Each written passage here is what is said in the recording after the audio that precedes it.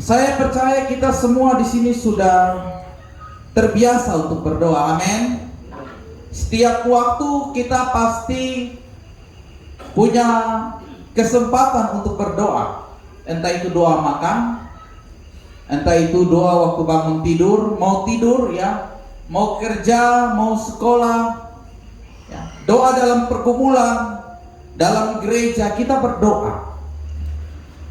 Doa adalah sebuah kebiasaan yang sudah terbangun dari semenjak kita kecil.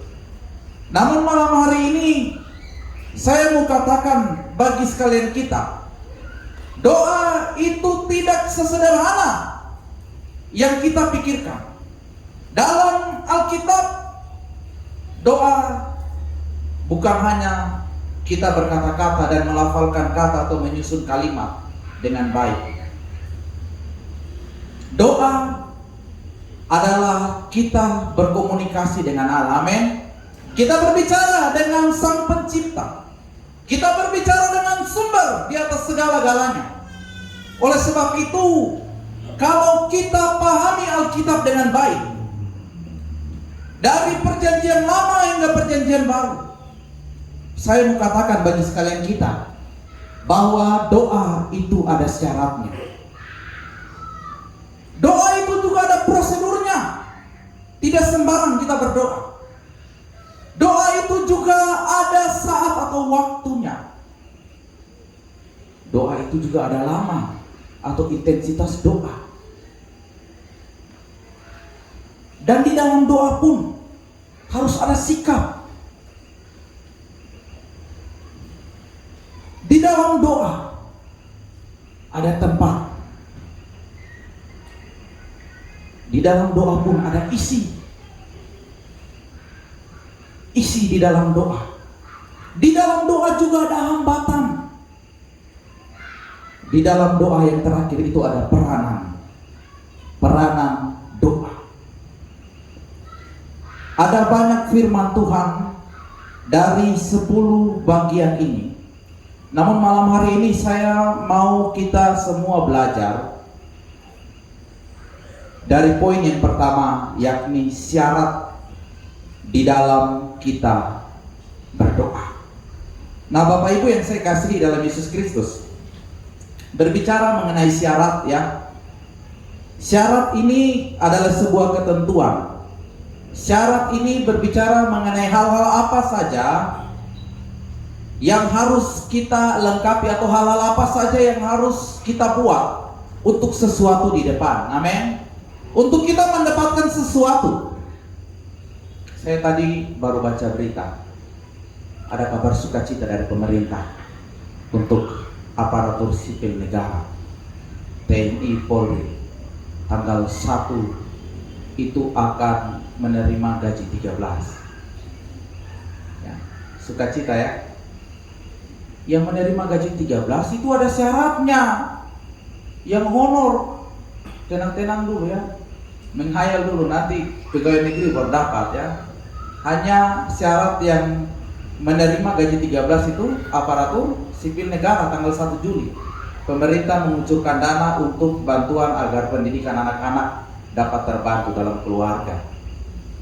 Anak-anak yang saat ini ada bersiap untuk masuk dalam jenjang pendidikan yang baru, mulai dari SDK, SMP, SMA, bahkan perguruan tinggi mau masuk dalam pendidikan, itu juga ada syaratnya, ada ketentuan-ketentuannya, sehingga boleh dapat melaksanakan apa yang diharapkan dengan baik. Ini syarat. Dan di dalam doa pun ada syarat, Bapak Ibu yang saya kasihi dalam Yesus Kristus. Kalau kita pahami kebenaran firman Tuhan, kalau kita baca ayat-ayat yang berkaitan dengan doa, dari perjanjian lama hingga perjanjian baru, ketika kita datang kepada Tuhan dalam doa, ketika kita berbicara kepadanya, berkomunikasi dan menyampaikan pergumulan kita, ada syaratnya.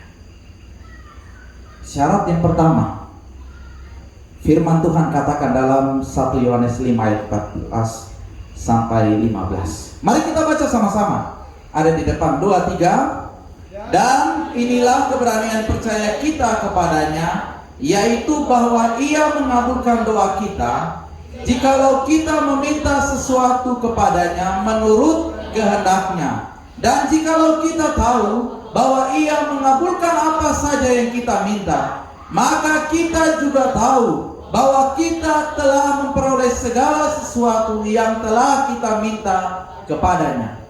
Syarat di dalam berdoa yang pertama, menurut kehendaknya.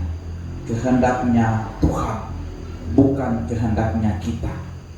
Menurut keinginannya Tuhan, menurut apa yang Tuhan mau. Ini syarat yang pertama. Yesus adalah teladan ketika dia berdoa di Taman Getsemani. Dalam Matius pasal 24.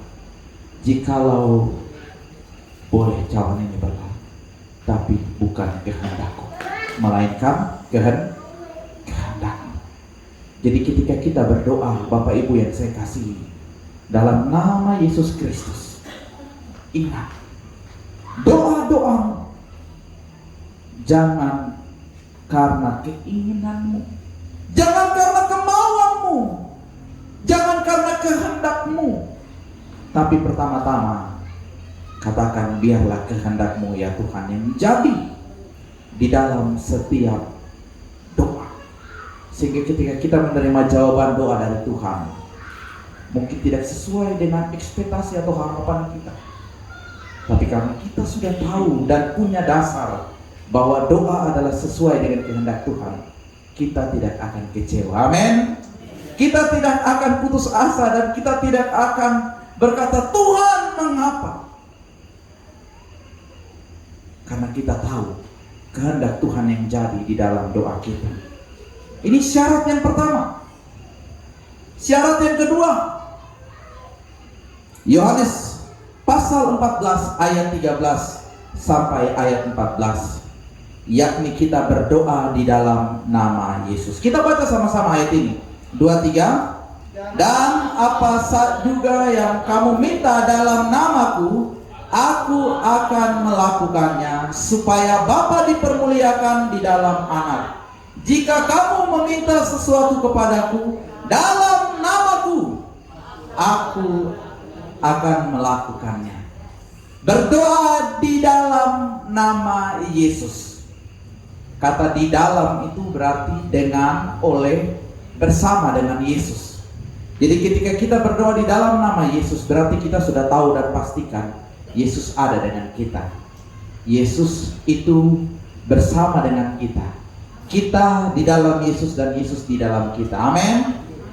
Dan kita meminta sesuai dengan kehendak Tuhan dan di dalam nama Yesus, itu akan terjadi. Yang ketiga, syarat doa. Markus pasal 11 ayat 25. Mari kita baca sama-sama. 2, 3. Dan jikalau kamu berdiri untuk berdoa, ampunilah dahulu sekiranya ada barang sesuatu dalam hatimu terhadap seseorang, supaya juga Bapamu yang di sorga mengampuni kesalahan-kesalahanmu. Sebelum kita berdiri untuk berdoa, ini salah satu sikap dalam berdoa. Sikap berdoa ada berdiri, ada duduk, berlutut, menengadahkan tangan ke langit. Dan ketika kita mau berdiri untuk berdoa dalam sikap doa, sebelum kita datang dan meminta Bapa untuk melayakkan kita, untuk mendengar seruan kita, Yesus katakan, ampunilah dahulu sekiranya ada barang sesuatu dalam hatimu terhadap seseorang, supaya juga Bapamu di sorga mengampuni kesalahanmu. Jadi kalau kita datang kepada Tuhan masih ada sakit hati, masih ada kepahitan, masih simpan dendam, masih simpan ingatan akan kesalahan-kesalahan orang, dan belum, orang Jawa bilang belum legowo, ya, belum menerima, ya, belum mengampuni, belum bereskan diri, bagaimana Bapamu di surga mau mengampuni dan melayakan serta mendengarkan doamu? Syarat yang ketiga, selain kita berdoa menurut kehendak Bapa, selain kita berdoa di dalam nama Yesus, kita juga perlu membereskan diri dan hidup dalam pengampunan, sehingga doa kita didengar. Dan syarat yang ketiga ini terpenuhi. Yang keempat, Bapak Ibu yang saya kasih dalam Yesus Kristus, Mazmur pasal 66 ayat 18, kita baca bersama-sama. 2, 3. Seandainya ada niat jahat dalam hatiku, tentulah Tuhan tidak mau mendengar. Jadi syarat yang keempat, kita tidak boleh ada niat yang jahat, bukan kelakuan yang jahat, baru niat saja dan kita berdoa kepada Tuhan, minta maaf doamu tidak didengar, karena Tuhan sudah tahu ada niat yang jahat, karena Tuhan tahu ada maksud hatimu yang tidak beres. Oleh sebab itu firman Tuhan datang dalam Mazmur bahwa ketika kita berdoa jangan ada niat jahat, karena kalau ada niat jahat, niat yang tidak benar, yang tidak berkenan kepada Tuhan dan kepada sesama, maka Tuhan tidak akan mendengar doa kita. Yang kelima, mari kita baca bersama-sama dalam Mazmur 37 ayat 3-4. 2, 3. Percayalah kepada Tuhan dan lakukanlah yang baik, berdiamlah di negeri dan berlakulah setia, dan bergembiralah karena Tuhan, maka Ia akan memberikan kepadamu apa yang diinginkan hatimu. Percaya, berbuat baik, berlaku setia, dan hidup dalam sukacita atau kegembiraan, maka apa yang diinginkan, apa yang kau doakan, apa yang kau rindukan, akan Tuhan berikan kepadamu. Amin. Ini syarat yang kelima. Kita perlu percaya, kita perlu juga ada sikap dalam berbuat baik. Kita harus setia, ada kelakuan yang setia, dan hidup dalam kegembiraan, sehingga syarat untuk doa kita didengar itu terjadi atau terpenuhi. Yang keenam, Bapak Ibu yang saya kasih, mari kita baca 1 Yohanes pasal 6 ayat pasal 3 ayat 22, 23. Dan apa saja yang kita minta, kita memperolehnya daripadanya, karena kita menuruti segala perintahnya dan berbuat apa yang berkenan kepadanya. Menuruti perintahnya dan melakukan apa yang berkenan kepada Tuhan. Inilah syarat yang keenam dalam kita berdoa. Kita menuruti perintah Tuhan. Perintah Tuhan ini cukup jelas, sangat jelas di dalam Alkitab. Kita bersyukur ya, seperti video yang saya ada upload di grup. Hari ini Lembaga Alkitab Indonesia ya, melalui Dr. Chandra PhD sebagai ketua penerjemah Alkitab yang ada bahasanya akan direvisi, terjemahan baru 2, dan itu akan mempermudah kita dalam memahami firman Tuhan.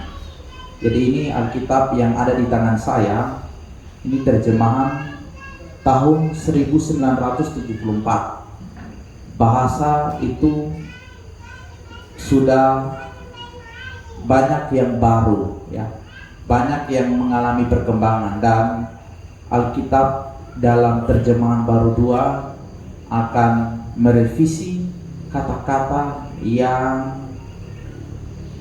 sudah tidak lagi relevan, dan ini akan mempermudah kita untuk memahami Alkitab, akan mempermudah kita untuk mengerti apa yang Tuhan perintahkan untuk kita dapat melakukan apa yang berkenan kepada Tuhan.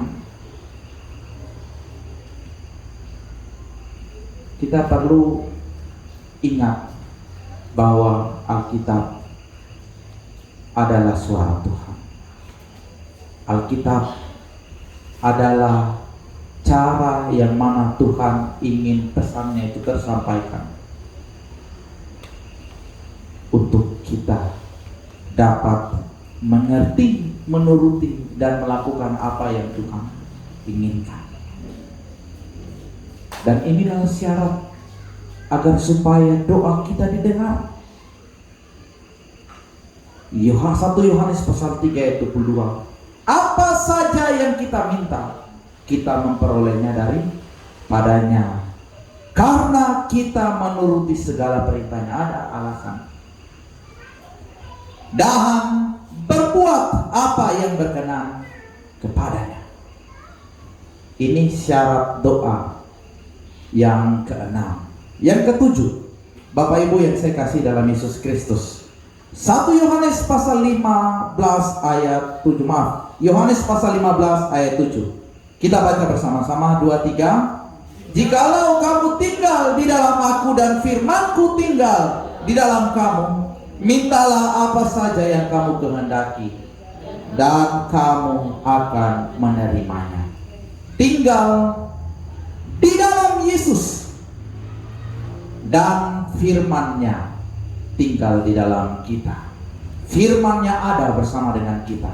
Minta apa saja yang kamu kehendaki, maka kamu akan menerimanya. Inilah syarat di dalam kita berdoa.